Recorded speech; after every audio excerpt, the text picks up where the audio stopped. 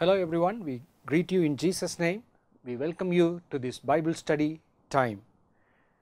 We remember you in all our prayers. Please remember us in your prayers. Please pray for the missionaries in Village Missionary Movement. Please pray for the God-given vision that it may be fulfilled. Our vision is to reach the younger generation of the villages with the gospel, and through the youngsters raising ministers of God. That is the vision God has given us. The ultimate goal God has given us to reach 1 lakh villages through 7,000 missionaries. It's a very big vision, it's a doubting task. We don't know how it's going to be achieved, but God has given that vision, He will fulfill it. We ask you to pray that God may give us grace and endow us with His mercy and His power to fulfill this ministry. Pray for our Gethsemane campus in Virudhunagar, where we are developing the Bible Training Missionary Training Institute, and many other projects are going there. We are building the buildings for the necessary for the future revival and all the God-given visions. Pray for us. Pray that God may meet all the needs of our missionaries and ministry. God will surely bless you.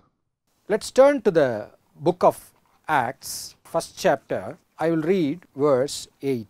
But you shall receive power when the Holy Spirit has come upon you, and you shall be witnesses to me in Jerusalem and in all Judea and Samaria and to the end of the earth. Okay, Acts 1:8 is the key verse of the book of Acts. In sense, how could a generation of weak men, a small group of weak, insignificant men could influence the world with the gospel of Jesus Christ? The key is the power of the Holy Spirit coming upon them. This is the key for all the things that's going to happen in the book of Acts. The book of Acts, we see great men of God, not in their own power, not because of their wisdom or tact or speaking ability, but because of the power of Holy Spirit. An army of men is being raised to reach the world. This is the very important verse in the book of Acts. There we see, you shall receive power when the Holy Spirit has come upon you. Jesus speaks of a power that will come upon the disciples. This word is variously translated in different portion of the scripture as strength, and in some of the similar words. They had the same understanding, strength, the power to do things. So, the strength and the power of the Holy Spirit is being spoken of here. What is the power Jesus is talking about? Is it a physical power? No. What the power Jesus is specifying is, to understand that, I will read a verse in Romans 5th chapter 6. There we read, for when we are still without strength, every man in the world is signified his nature by this verse, when we were still without strength, in due time Christ died for the ungodly. Here we see a strength is being talked of. Again I say, is it a physical strength is being discussed here? No. It is the inner strength that is being spoken of here. Without strength, where is this weakness of man comes? Bible points out to the sinfulness of man. If you look back in history, we see Alexander the Great, the emperor, who ruled a great major parts of the world. In his lifetime, he conquered many countries under his flag. But historians are quick to point out that though Alexander could conquer the whole world, he had one weakness: he could not conquer himself. This is the conclusion of historians. Again I will say, the great Alexander, who conquered the world, could not conquer himself. In sense, he was a drunkard. He could not control that. He could not control his desires. He was never content in his life. Though he conquered major part of the empires of at that time, he still could not be content. He is looking to further conquest. He wanted to bring the whole world under his banner, under his rule. He was never content. Finally, his drunkenness That is the main reason for his death in a very early years of his life. We are not just talking about Alexander, it is a general nature of humanity, of every human. We could not conquer ourselves. Maybe we have not conquered many parts of the world, but still man could not conquer himself. Man cannot control himself. In him he is weak. That is the analysis of Bible, and we know that is the truth. The weakness of the inner man that springs out because of the sinfulness we have inherited from Adam. That sins, it weakens us. We could not fulfill our life's desire and focus. About this inner weakness, there is another verse that gives a more light about that conflict. The Epistle of Galatians by Paul, the 5th chapter. In verse 17 we read, "For the flesh lusts against the spirit, and the spirit against the flesh, and these are contrary to one another, so that you do not do the things that you wish." Here the heart of man is given an X-ray, and the inner heart is being shown like a scanning device. These words show what is in every man's heart, every woman's heart. This verse says every man has two inner character within himself that always struggle with one another. It is called, one is called the flesh, another is called the spirit. The flesh is the sinful part which rebels against God and His word and His commandment. There is inner spiritual nature which want to please God. These two things in this verse it is written, they are contrary to one another, the result, so that you do not do the things that you wish. We could have seen it in our life. We do sometimes resolve to do something, but we could not do that. We sometimes decide not to do some wrong things. We decide, no, I will never do this wrong again. But after a time we find ourselves falling into that same mistake or sin. See, is it not an amazing thing? I decide to do the right thing, but I could not do that. So, in myself and in every man see this contradiction in himself. The Bible says it is the flesh and spirit warring with one another. This makes us weak, this constant inner struggle. We are not speaking about the struggle with the evil spirits and the demonic forces. That is another thing. But before confronting the spiritual dark world of the fallen angels or the devil, this inner conflict should be resolved. If not, we could not take care of the conflicts outside of us. So, the next verse we see in 18, "But if you are led by the Spirit."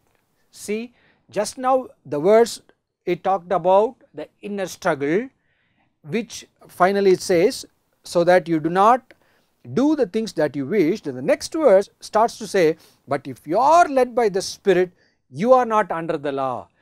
Catch that word, if you are led by the Spirit of God. That is the key for victory. In verse 22 and 23, there is a list called fruit of the Spirit. If you look at that list, it is written love, joy, peace, long suffering, kindness, goodness, faithfulness, gentleness, self-control. These traits are almost lacking in every human being. Maybe someone got some aspects, but generally speaking, we are not filled with love for everyone. Generally speaking, we do not see ourselves always joyful. Many times we are always sorrow or worrying about something. Then we see peace, long suffering, kindness, gentleness. No, we get easily angered. We are not gentle towards others. We do not have self-control. But in this list, all these things are listed and they are called the fruit of the Spirit. When the Holy Spirit comes into a man, that slowly transforms the man.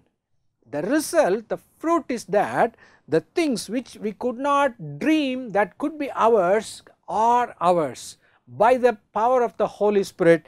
That is the good news that is being indicated in these verses. So, what we are seeing, we are meditating on the word, when the Holy Spirit will come upon you, you shall receive power.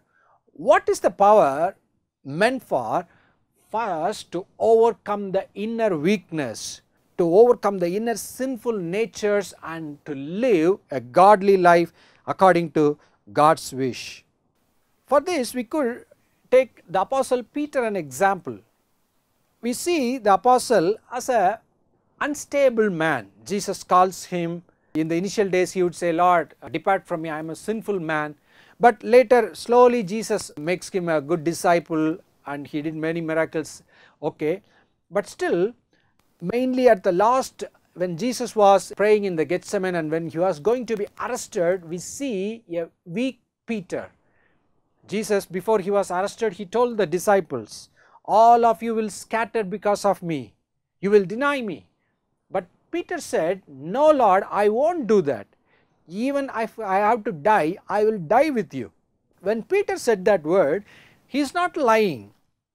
He said a true word. He loves Jesus from his heart. He says his commitment, no Lord, I won't deny you, I won't desert you. Yes, the commitment was true, but when the situation comes, when the time of Jesus arresting comes, there we see Peter fleeing from that place. Again, when he was questioned about his connection with Jesus, we read that he denied Jesus. He began to swear and got angry. I don't know Jesus. He denied Jesus. We see a weak Peter, especially in the last parts of the gospel. We see a sad and bitterly weeping Peter. He could have never thought, no, that's it, I am finished, my ministry is finished, I am a weak man. But what happens? God takes this exact man who denied his son. He pours his spirit on this man. On the day of Pentecost, all the disciples were waiting and praying together with one heart. The Holy Spirit comes upon them. What happens? The same Peter who denied Jesus Christ, that Peter stood among the crowd, and that Peter preached the gospel of Jesus Christ, the first evangelist of the New Testament church after the Holy Spirit has been poured out. Thousands, 3,000 are being converted. The man who 3 times denied Jesus, he was given 3,000 souls in one preaching. How did this happen? Have you gone to any crash course of ministry? Did he learn any great books or some great saints and understanding came to him? No. Acts 1:8. When the Holy Spirit come upon you, you shall receive power. That is the transforming power we see in Jesus working, and God is encouraging us today. That same power which came upon the Apostle Peter, God is ready to give us. We can, with the same Holy Spirit, can overcome our weakness by the power of God. Power, in the Greek word it is called dunamis, from which the word dynamite, the great explosive word, comes there. God gives such a power to overcome the inner weakness of our nature. That is the primary result of the Holy Spirit coming upon a man. You shall receive power when the Holy Spirit has come upon you. Not only that, the inner man is strengthened. That is not an end in itself. Some Christians today think receiving the Holy Spirit, speaking in tongues, that's it. They get a nice experience, they get a satisfaction that they were filled with the Holy Spirit, then they think that's it, it's finished. No. Yes, the excitement of the filling of the Holy Spirit is there, my strengthening is there, but it is not an end in itself. Why this strength was primarily given? That this strength may outflow from our life to those who are around us. Jesus says, you shall receive the power when the Holy Spirit come upon you, and you shall be witnesses to me in Jerusalem and in all Judea and Samaria and to the end of the earth. What is Jesus saying to these weak disciples who are bewildered with what we are going to do? When the Holy Spirit comes, you will receive power to overcome your weakness. You will be filled with a supernatural strength to live a solid Christian life. Out of that, you will be able to fulfill my command of go into all the world and preach the gospel. You will be enabled by this Holy Spirit to obey that commandment and reach the world with the gospel. So, see, the sequence there is very important. You shall be witnesses to me First it is written in Jerusalem. Why Jerusalem is first written? The apostles are in Jerusalem. Actually God's plan is that the good news should flow from Jerusalem. It is in the Old Testament prophecies. Okay, in other words, it is the place where they are staying in Jerusalem and in all Judea. It means the region surrounding Jerusalem, like a district or a state. Then he says, and Samaria, regions beyond Judea, moving from the hometown to the regions surrounding it, to the regions which is far off, that is not the end, and to the end of the earth. Every Christian should have this verse in his heart as a vision. No one should be content with living okay, this is my border, this is my life. No, we should have the end of the earth in our eyes. At least we should have this vision in our prayer to the end of the earth. Our prayer should reach the end of the earth. Then only we can do something to the gospel. Actually, we open this message by thinking about Alexander the Great. We see in man to conquer a world. Why is this residing in man? Is there any cause? I think there is a root cause for this verse. When God created man, He created him in His own image. In Genesis 1st chapter, we read 1:26, then God said, let us make man in our image according to our likeness. Let them have dominion over the fish of the sea, over the birds of the air, and over the cattle, over all the earth, and over every creeping things that creep on earth. So God created him in His own image. In the image of God He created him. In verse 28 we read, then God blessed them, and God said to them, be fruitful and multiply, fill the earth and subdue it. Did you see the blessing God gives man in his initial stage before sin came into his life? What is the blessing God gives? God blessed them, be fruitful and multiply, fill the earth and subdue it. So, filling the earth and subduing it, and it is written, have dominion over the fish of the sea, over the birds of the air, and on every living thing that moves on the earth. So, God's initial plan for man was that he should multiply in number, and he should go over all the world and fill it with the glory of God wherever he was going to stay. The painful thing is that man has fallen into sin. He was banished out of Eden, but still that commandment was there to multiply and to fill the earth. In the initial stage, in Genesis 11 we read, men are afraid to move out. They want to stay together and have a sense of security. They built a big tower called the Tower of Babel. But God comes there when He sees man is living against His will and not moving into the whole world. He divides the languages there. He sends a confusion. Language was divided, and there we read that men have scattered into all the earth. God's will was fulfilled in that maybe negative way of leading.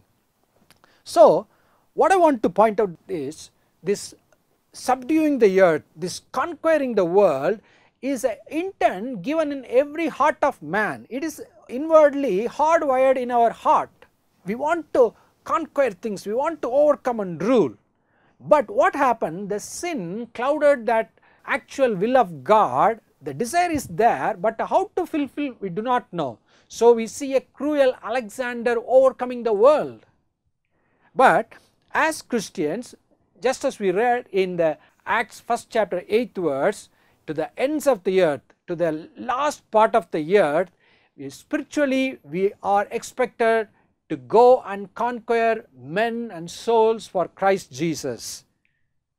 That is the main calling and commandment of Jesus Christ. Then only God's will be done in the earth, that the gospel will be preached to every man. Then only the second coming of Jesus Christ will be there. God is waiting that every man should hear a gospel at least once in his life. So, every day we should pray that everyone in the world should know Jesus Christ.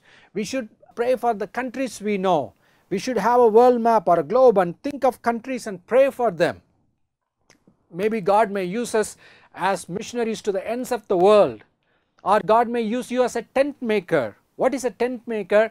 Working in different parts of the world and doing some Christian ministry there. Maybe you could go to any country for any job. Because of your profession you can go to any part of the world, and from there you can be in some way preach the gospel to that place and be a blessing and witness to Jesus Christ in that region. For all that, one basic thing is needed: the power of the Holy Spirit. Christian living, it's not by our power, not by power, not by might, but by my Spirit, says the Lord of hosts. To live simply as a Christian, life pleasing to God, we need the power of God. To take the gospel to the nearby houses, we need the power of the Holy Spirit. To take the gospel to the next villages and town, we need the power of the Holy Spirit. To take the gospel to the end of the earth, we need the power of the Holy Spirit. God has promised this Holy Spirit filling. It's not an one-time experience. In Acts 2, we see the apostles are filled with the Holy Spirit. When we say the power of the Holy Spirit, we are not talking about one-time experience. The filling of the Holy Spirit should be on a daily basis. Yes, there is an initial filling. There is a day when we are filled with the Holy Spirit.